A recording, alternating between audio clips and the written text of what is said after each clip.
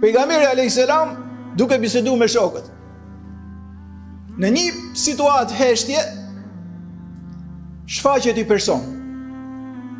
Te transmetime transmeton Omer ibn al-Khattabi, që ka qenë prezent aty, edhe disa shokë tjerë, dhe ishte një situatë që po u heshte, dhe vetëm kur thot na u shfaq i person. Nuk thot erdhi i person, na u shfaq, tala, si papritmas. Dhe ne thot e shikuam, se në qytetin e Medinës njerëzit e njihshin njëri tjetrin. Thot kishte një gjë të çuditshme ke ky person që erdhi, që rrobat i kishte shumë të bardha. Flokët shumë të zeza, shumë i pastër dhe flokët shumë të zeza. Dhe në asnjëri prej nesh nuk e njihte se ishte banori i Medinës, pra ishte i ardh. Ai që kishte ardh, kishte kaluar nëpër shkretir, asnjë shenjë thot tek ai e pluhurit, e udhëtimit, dhe u çuditën. Ky që erdhi, ky nuk llogariste kënd. Ky u fut, ishte rrethi, u fut në rreth, pa i fol kujt. Dhe u afru, kishte punë vetëm me një, me Muhammed Mustafa alayhis salam. Po ishte i pajshëm, i bukur, i këndshëm, dinjitoz. Sa kur hyrin rreth, sahabët stëleshin kollaj mu afru ke pejgamberi alayhis salam, po të mendojshin që është dikush që do më i bërë dëm. Jo, ishte lart shumë ky që u afru. Dhe thot Omeri u ul përball afër fare me pejgamberin alayhis salam, derisa duart e tij vendosin në gjunjët e profetit. Ai shumë u afru. Dhe i hesht, ato në heshtje ishin, ushtua heshtja, ushtua kureshtja. Dhe ky i thot, ja Muhammed, shumë interesant. Nuk i thot, ja Rasul Allah, o i dërgumi Zotit, ja Nebi Allah, o ty që të është dërgu shpallje. Ky i thot, ja Muhammed, me emër personal, si që ishte tradit në Arabët që e thriqin tjetrin me emër personal. Sa mendum për çastin që ky s'din më nga feja. La ilaha illallah. Ai dinte shumë fakt, çudi e madhe. Thot Omeri, mendum që ky thot ja Muhammed. Muhammed thoshin ato që s'ishin bërë akoma musliman, se besimtarët për nga respekti i thoshin ashtu siç e ka thënë Zoti, ja Rasul Allah, o ty që të është dërguar shpallja e Allahut mëndshëm, Sunduesi suprem të universit. Kurse ky që erdhi, tha ja Muhammed, u kriju përshtypje që ky s'din. Ka ardhur me mësu. Tha ja Muhammed, akhbirni anil Islam. Ta më shpjego që është Islami.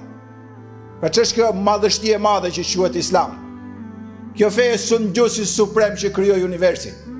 Tati i cili në spektaklin e madh universal tregoi sa i madhërueshëm dhe i gjithfuqishëm është. Akhbirni anil Islam. Më shpjego që është Islami. Pejgamberi alayhis salam me atë etikën, moralin, sjelljen, buzëqeshjen brillante, i përgjigjet qetë, drejt, qartë, bukur, ëmbël. El Islam, u tha, Islam do të thotë besosh Sunduesin e gjithësisë, një dhe një të vetëm, Muhamedi është i dërguari i tij. Ta falësh namazin, tani nga kopshti po ngrehemi. Ku po shkojmë? Nuk po shkojmë në universitet, po ngrehet tani nga shahadeti, vazhdon Islami bukur. Tha, ta të besosh Zotin një dhe një të vetëm, Muhamedi i dërguari i tij. Ta falësh namazin, ta japësh zeqatin të varfrit e fukarajt, ta agjerosh muajin e Ramazanit, edhe të shkosh në haxh. A ishte përgjigja e plotë? Jo, ishte përgjigja e themelit Islam, se Islami nuk është vetëm 5 shtyllat, po ato janë themeli, pastaj ndërtohet gradacela e madhe e bukur islame. Tani Omeri dhe shokët e vet mendojnë që ky po pyet të mësoj ky diçka dhe ndaj gjë që nuk e dim ne. Edhe pejgamberi alayhis salam ja thot 5 shtyllat e bukura të Islamit. Në to është themeli Islam, pastaj ndërtohet gjërat e bukura, edhe ato që na mësoi madhi Zot më tej. Ky që tha ja Muhammed, akhbirni anil Islam, ky i dëgjoi 5 shtyllat dhe ky nga nxënës u kthyen profesor. Tha sadakhte ja Muhammed. Tha bukur, qartë, pastër, drejt e ke thonë. Dhe Omeri tha mirë i pastër dhe i rregullt, megjithëse ka udhëtuar, s'po e kuptonim si mund të jetë njeriu aq i pastër pa pikën e pluhurit nga udhëtimi i gjatë, e bardhë borë veshje që kishte. Flokët shumë zeza. Nuk ishte pjesëtar i Medinës, pra njerëzit më të dishëm në atë kohë ishin në Medinë. Një që vinte s'mund të ishte edhe profesor dhe nxënës. Mirë tha që pyeti, pastaj tha dha dhe përgjigje dhe ne mbetëm plotësisht hutuar. Kur ai ka thënë sadakhte, të vërtetën ke thënë Muhammed, ne aty tha u hutuam plotësisht. Për shkak se edhe pyeti si nxënës dhe tha, si profesor ke thënë vërtetën. A ishte nxënës a profesor? A i fakt ishte profesor, po nxënësin e bënte për të mësuar nxënësit. Goxha interesante. Dhe pejgamberi a.s. e ngreti tani shkollën e muslimanit. Nga vetëm musliman quhesh me shahadet tani që të fillosh të ecësh në islam duhet falësh namazin 5 herë në ditë. Një herë në vit duhet japësh zakatin për fukarajin. Një herë në vit duhet ta agjërosh muajin e Ramazanit. Një herë në vit, një herë në jetë duhet shkosh në haxh, kur ke mundësi ekonomike dhe shëndetin e plotë. Pyetja e dytë, ja Muhammed, po e njëjta gjë. Ja Muhammed, akhbirni anil iman. Më shpjego ç'është besimi në Zot. Qëllimi për cilin u kriju ne dhe universi. Tha, akhbirni anil iman. O Muhammed, më shpjego, po besimi ç'është? Pejgamberi a.s. me qetësi, me bukuri, me etik, me moral, me sjellje, me ëmbëlsi, thot, të besosh Zotin është që ai është një dhe një i vetëm. Të besosh librat e tij, të besosh pejgamberet e tij, të besosh engjëjt e tij, të besosh ditën e gjykimit dhe të besosh që të mira dhe të keqen i ka në dorë askush tjetër përveç ti. Vetëm ai i jep dëmin që atij që e meriton, ai i jep dobin atij që don, ai e vdes atë që don dhe ai e ngjall atë që don, ai krijon atë që don dhe e lën në mos ekzistencë atë që don, ai e pasuron atë që don dhe e varfron atë që don. Shëndimi absolut është vetëm i tij. I tha 6 kush, këtë e shtova unë apo komentova atë që ka thonë. Se hadithi është i shkurtër, ka thonë 6 kushtet e imanit. Me besu Zotin, engjëjt, librat, pejgamberët, ditën e gjykimit, edhe e mira dhe e keqja është në dorën e tij. Tani sahabët hapën dëgjimin më shumë, ky që pyeti, prapë është profesor, tha sadaqte ja Muhammed. Tha saktë ke thonë. U çuditën edhe më shumë. Pastaj erdhi një gjë delikate, i pyetje më delikate. I gjë që njerëzit kanë shumë interes për të. Tha, akhbirni ja Muhammed anisa. Më shpjego kur do shkatërrohet kjo botë dhe ky univers, kur bëhet apokalipsi në gjuhën moderne tonë. Kur do të bëhet kiameti është në gjuhën fetare, apokalipsi në gjuhën që e kuptojnë gjithë. Kur do ndodhi katastrofa e përgjithshme, kur do shkatërrohet kjo botë. Bashkë me këtë botë i gjithë universi.